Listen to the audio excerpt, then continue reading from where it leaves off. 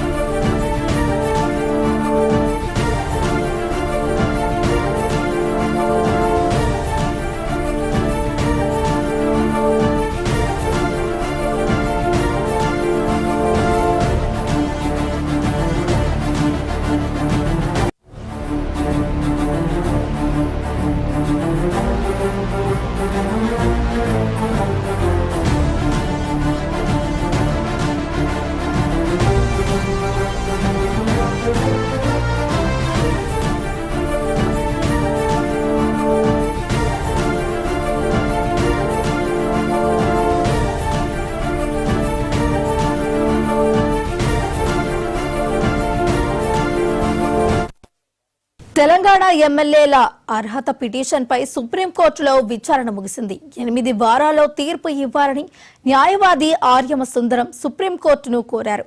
Assembly secretary తరఫున senior న్యాయవాది అభిషేక్ సింఘ్వి వాదనలు వినిపించారు. మీ అభిప్రాయం ప్రకారం సమంజసమైన కాల వ్యవధి అంటే ఏంటి? 2028 జనవరి ఫిబ్రవరి వరకు ఎదురు చూసి వ్యవస్థను వ్యంగ్యంగా మార్చేందుకు అనుమతించాలా? మేము కొంత న్యాయ సమ్మతమైన ధోరణిని ఆశిస్తున్నామని అభిషేక్ సింఘ్వీని ఉద్దేశించి జస్టిస్ బిఆర్ గవాయి వ్యాఖ్యానించారు. ఇరు వర్గాల వాదనలు విన్న సుప్రీంకోర్టు తీర్పును రిజర్వ్ చేసింది.